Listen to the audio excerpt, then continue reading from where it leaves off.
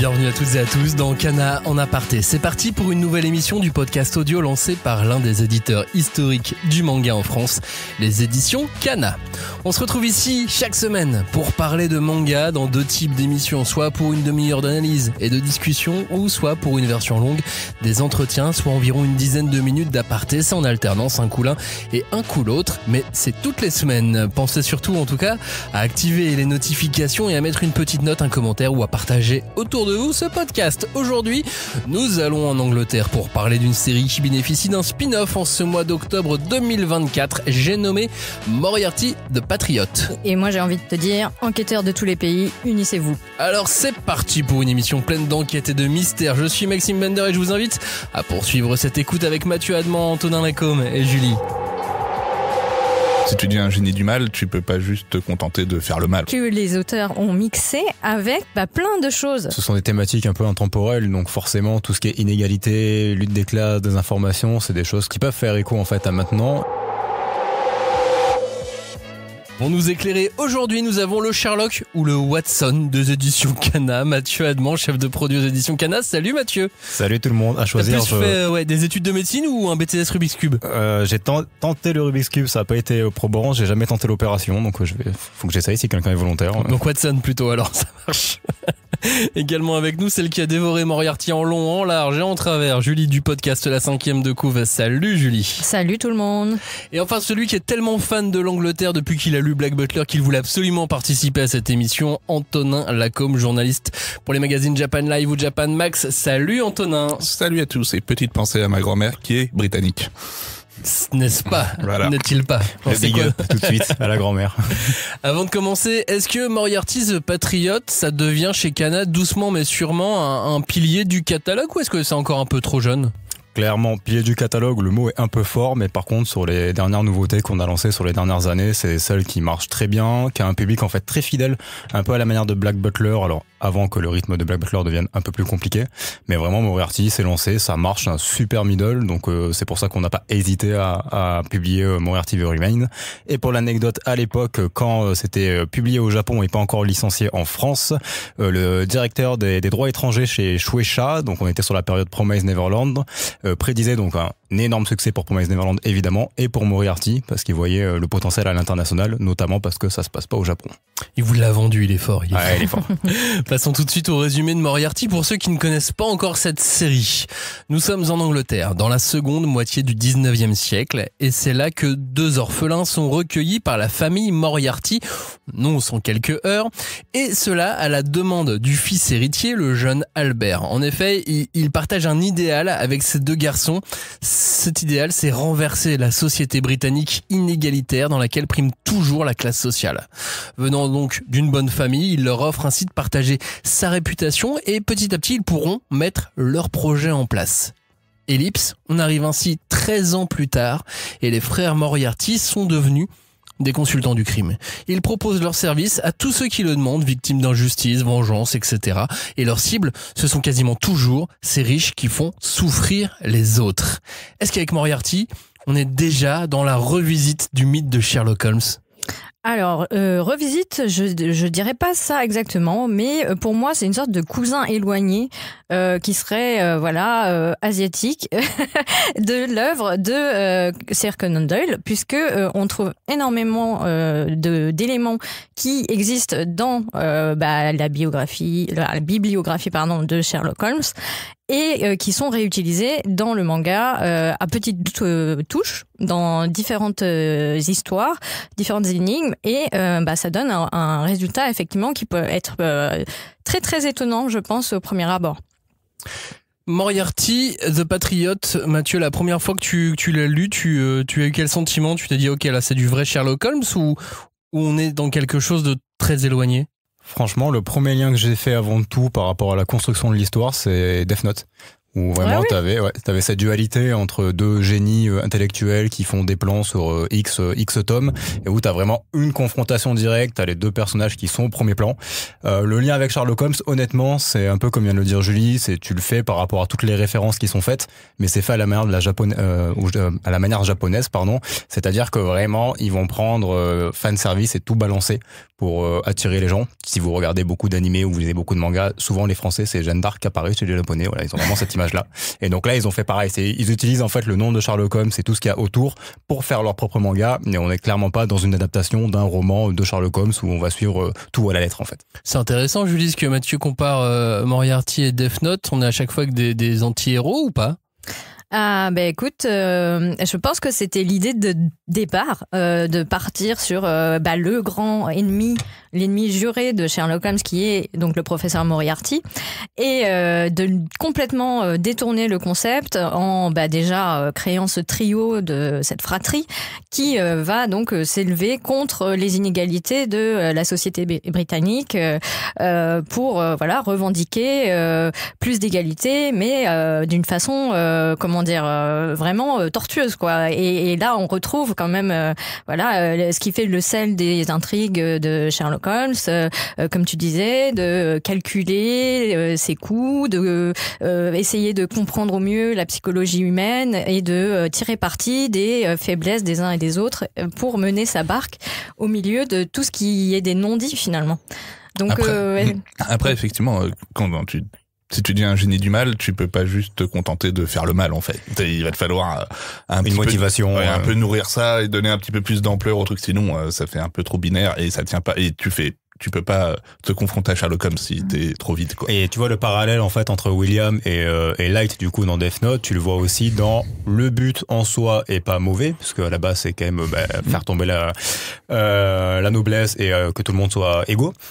C'est le moyen qui va être un peu plus discutable, donc à la manière en fait de Light dans Death Note, et c'est là où vraiment tu vas avoir la confrontation entre les deux personnages principaux, Sherlock et William pour Moriarty. Mais pour revenir un peu au début de notre discussion, je pense que finalement ce qui fait l'intérêt de la série manga, c'est que c'est vraiment un concentré de la littérature populaire que tu vas trouver tout au long du XXe siècle en fait.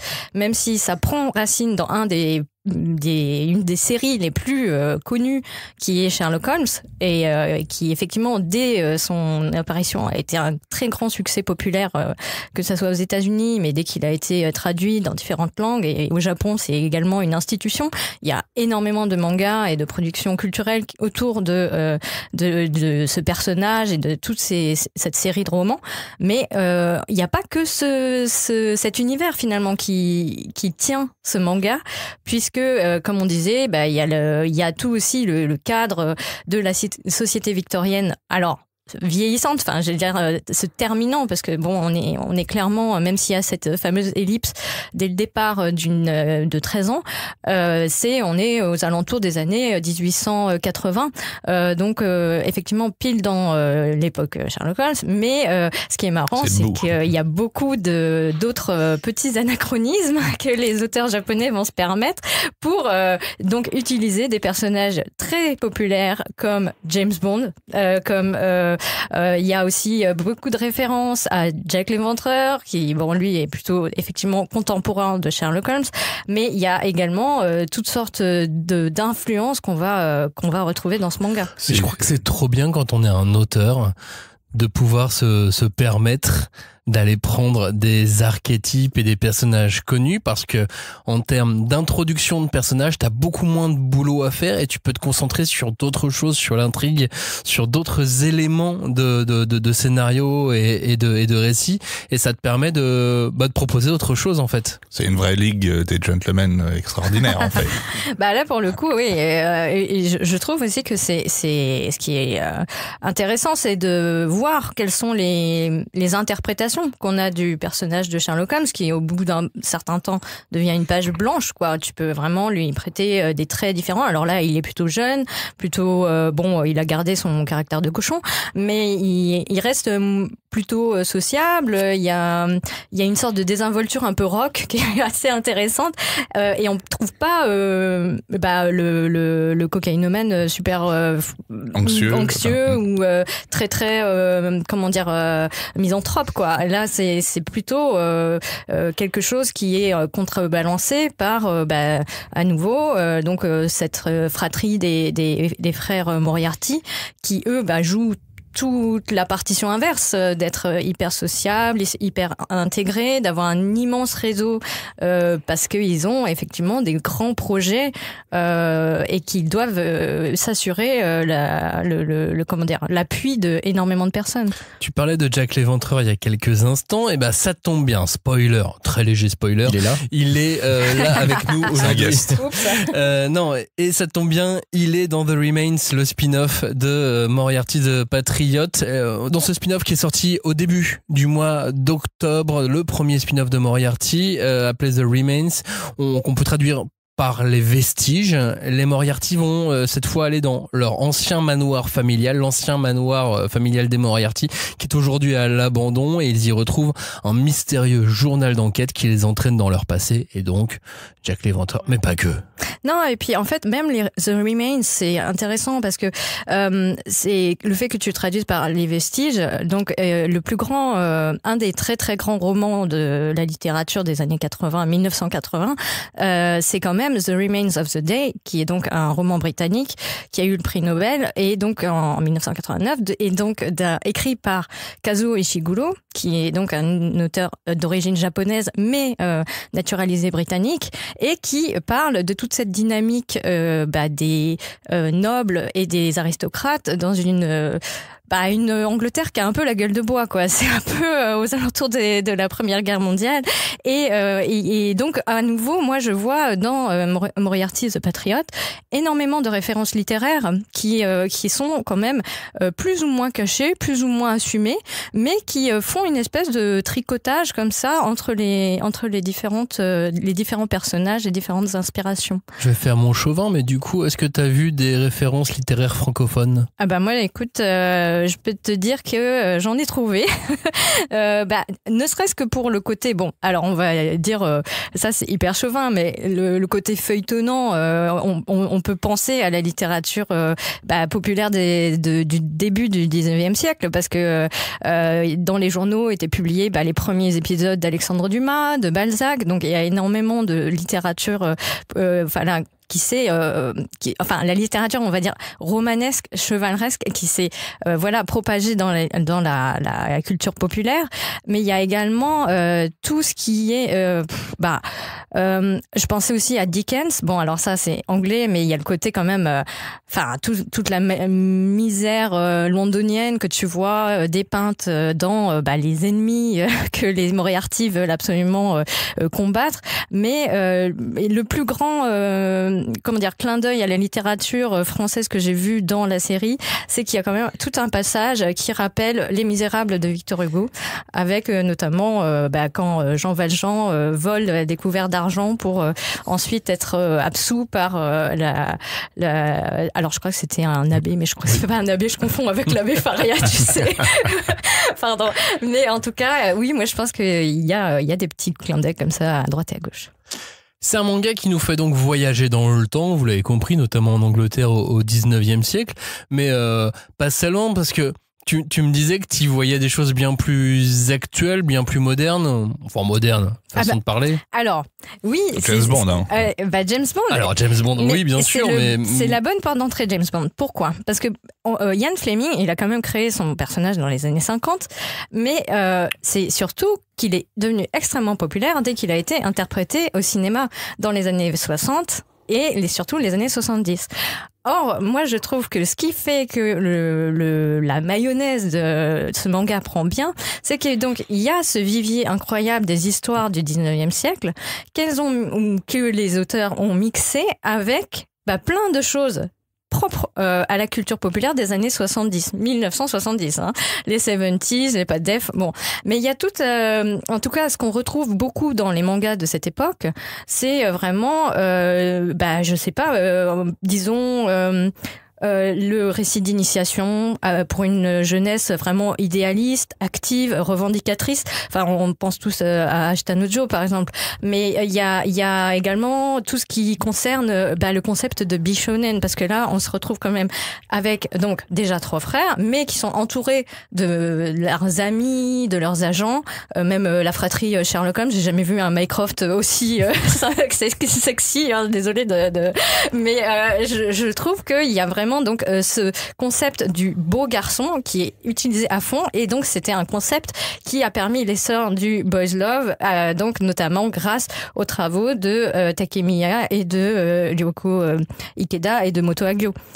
Mathieu, est-ce que toutes ces influences aussi multiples qui viennent de droite, de gauche, du manga, de l'Europe, est-ce que à la lecture, tu as eu ce sentiment de il y en a partout, même si j'ai pas tout, j'ai l'impression qu'il y en a? Non, justement, c'est bien ficelé.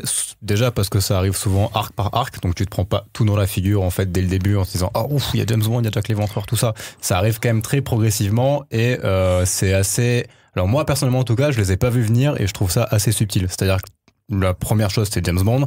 Quand James Bond arrive dans le manga, donc assez tôt, tu le vois pas venir, et quand ça arrive, tu te dis pas ah ouais non, ça arrive comme un cheveu sur la soupe. Ça a été plutôt bien travaillé au niveau du scénario et tu te fais ok. D'accord, bon, ben, alors, évidemment, non, ce n'est pas la réalité. Mais en fait, ils se sont arrangés pour faire ce mix-là qui finalement marche plutôt bien. Et si demain, tu me dis, bon, ben, c'est vraiment passé ça au 19e siècle en Angleterre, je te dis, ok, pas de souci. Donc, James Bond, c'est ça, et la création du MI6, c'est ça. Aucun problème. En même temps, je pense que les auteurs ont juste, pris 10 ans, enfin, rajeuni de 10 ans la création du MI6, par exemple. Oui, clairement. Mais c'est pas grave, on va dire. Dans le récit, c'est fluide. Ah oui, exactement. Et si c'est bien monté, tu peux ramener plein de personnages qui sont pas du tout, mais dont les archétypes ont un sens dans l'histoire. Complètement. Après, ça a aussi un sens commercial. Tu vois, typiquement, le fait que ça se passe dans l'univers de Sherlock Holmes, mais que c'est pas une histoire de Sherlock Holmes, c'est aussi parce que nous, dès le début, typiquement chez Kana, on a eu toute la communauté fan de Sherlock Holmes qui s'est jetée sur Moriarty pour découvrir, parce que c'est déjà des fans en fait conquis. Il y avait une nouvelle histoire dans l'univers de Sherlock Holmes, donc les fans sont arrivés et ont commencé la lecture. C'est aussi un moyen bassement commercial en fait de pouvoir attirer les fans et mettre un peu tous les éléments qui parlent à tout le monde dans le même manga, et là ça a l'avantage en plus d'être bien fait. Et puis ce nom, enfin Moriarty, ça reste un des méchants, je fais des guillemets avec mes doigts, les plus classes de l'histoire de l'écriture. Un gros badass quoi, enfin bon clairement. Et comme le disait Julie, physiquement aussi, du coup, là dans ce manga, parce que justement ils font la blague dans la série où c'est Watson en fait qui va devenir Conan Doyle et donc écrire en live les histoires de Sherlock Holmes, et il précise bien qu'il va rendre dans ses histoires Moriarty vieux, moche et méchant, alors que dans le manga il l'est pas du tout, mais il fallait qu'il fasse peur. Justement, on parle de Sherlock Holmes, de Moriarty. Je vous propose maintenant d'aller en aparté avec un expert en Sherlock Holmes. C'est un manga d'enquête. Thierry Gilibert, vice-président du Cercle Holmésien de Paris, va être avec nous.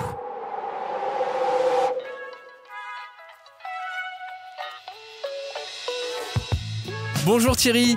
Bonjour Maxime. Merci d'être avec nous. Est-ce que très brièvement, vous pouvez nous dire en quoi consiste le Cercle Holmésien de Paris ? Le Cercle Holmésien de Paris, c'est une association à but non lucratif qui est dédiée au partage multiple autour de Conan Doyle et bien sûr de son meilleur des protagonistes de ses histoires, qui est en l'occurrence Sherlock Holmes. C'est surtout aussi un prétexte à l'amitié, comme Watson et Sherlock Holmes étaient des grands amis. Nous sommes de grands amis aussi dans cette association, et nous partageons régulièrement nos informations sur l'actualité, les mangas notamment, le cinéma, le théâtre. Nous faisons des voyages aussi, nous nous costumons parfois à la manière victorienne, nous reconstituons les nouvelles de Sherlock Holmes. Nous faisons aussi tous les deuxièmes mercredis de chaque mois dans un pub parisien des petites réunions où nous prenons une nouvelle pour thème, où nous faisons aussi des quiz sur ce qu'on appelle le canon, qui consiste aux écritures sacrées des aventures de Sherlock Holmes, par exemple. Voilà un petit peu ce qu'on peut dire sur le Cercle Holmésien de Paris. Eh bien d'ailleurs, sans chercher à forcément jouer au jeu des différences, est-ce que vous pouvez nous décrire comment est le Moriarty originel inventé par Conan Doyle ? Le Moriarty original, c'était un affreux, un vrai vilain. Donc Conan Doyle, quand il crée le personnage de Moriarty, il faut savoir qu'il le crée. C'est une sorte de diabolus ex machina, c'est-à-dire qu'il est là uniquement pour permettre de tuer Sherlock Holmes, parce que Conan Doyle en a marre de son personnage. Donc sa créature lui échappe, il est trop populaire, ça l'empêche d'écrire des œuvres historiques. Et pour s'en débarrasser, il a l'idée de créer un affreux. Un personnage qui soit à la hauteur du génie de Sherlock Holmes, mais du côté du mal. D'ailleurs, si on prend l'étymologie du nom de Moriarty, Moria en latin, ça veut dire la mort, et T, ça veut dire toi. Donc littéralement, c'est la mort pour toi, en s'adressant à Sherlock Holmes. Et Moriarty, la façon dont il est physiquement, c'est vraiment un affreux. C'est-à-dire, c'est quelqu'un qui a une allure dégingandée, qui a un grand front, qui a des yeux perçants. Conan Doyle le décrit avec une attitude reptilienne. Il bouge son cou sans arrêt. C'est quelqu'un, c'est vraiment, il le décrit comme le Napoléon du crime. Donc Napoléon pour les Anglais, c'est quand même une référence qui est à la fois géniale et aussi diabolique. Donc c'est un personnage vraiment affreux. Voilà tout ce qu'on peut dire sur ça. C'est quelqu'un aussi qui est décrit de manière aussi arachnéenne, puisqu'on dit qu'il est toujours au centre de sa toile et il est à l'affût de la moindre vibration qui lui permet de s'enrichir et d'être le grand leader de la pègre londonienne. Un grand merci Thierry d'avoir partagé toutes vos connaissances avec autant de passion sur Sherlock Holmes et d'avoir partagé votre regard sur Moriarty avec nous, et on vous retrouve donc au Cercle Holmésien de Paris. Merci beaucoup Thierry. Merci beaucoup. Au revoir.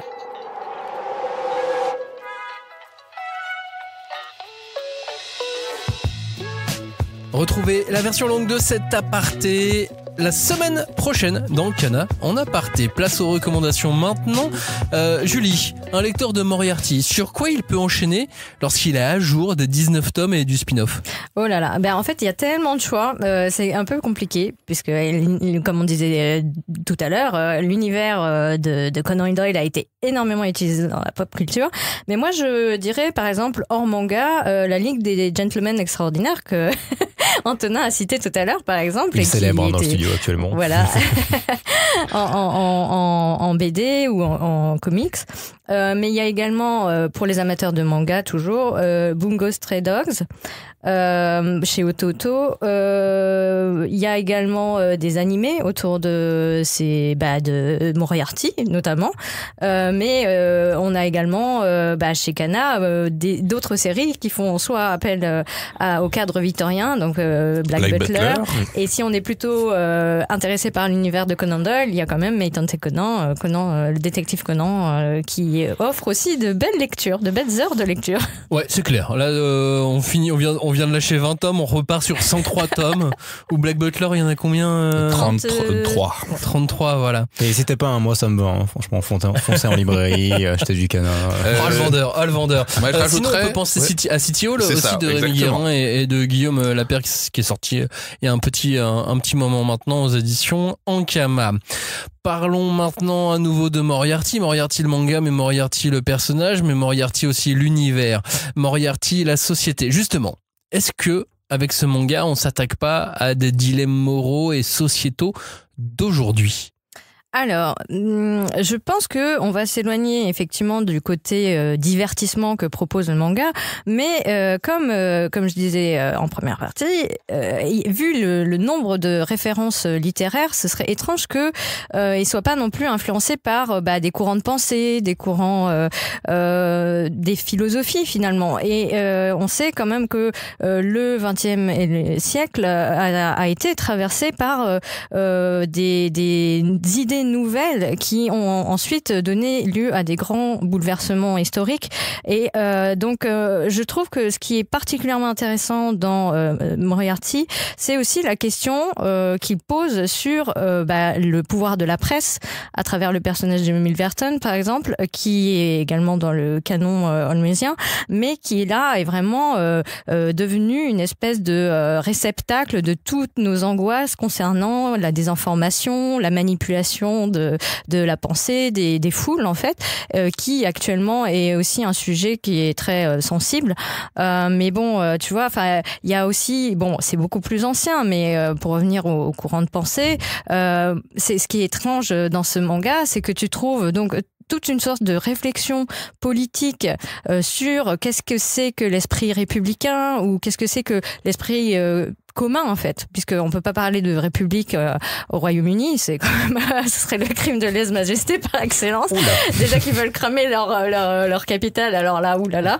Mais on a quand même ce soupçon, de marxisme, de tout ce qui a été digéré, depuis les livres, notamment, je pense au Prince de Machiavel, qui essaye donc de façonner la pensée politique moderne. Et là, on va pas dire que c'est quelque chose qui va vous donner un cours de philosophie, loin de là, mais on sait que ce sont des références qui participent au socle de la série. Ouais, puis il y a la lutte des classes aussi. Oui, en fait, ce sont des thématiques un peu intemporelles, donc forcément, tout ce qui est inégalité, lutte des classes, désinformation, c'est des choses qui peuvent faire écho en fait à maintenant. Et moi, ce que j'ai beaucoup aimé, ce que j'ai trouvé assez rigolo, c'est que donc on parle évidemment de la Révolution française, notamment on apprend qu'en fait ce sont les Anglais qui ont commandité la Révolution française. Donc là en tant que Français, quand on le sait, on fait vous jouez. Mais c'est assez rigolo parce que du coup on en parle dans le manga comme un échec par rapport à tout ce qui est arrivé après. Alors qu'en fait, c'est littéralement quand même le plan de Moriarty de passer par la violence et de mettre en fait Londres en feu pour arriver par la violence à une nouvelle égalité des classes et pour changer la société. Donc c'est vrai que ça joue en fait sur plusieurs tableaux et sur des thématiques en fait qui forcément maintenant nous parlent toujours. Mais ouais, tu vois des échos avec aujourd'hui.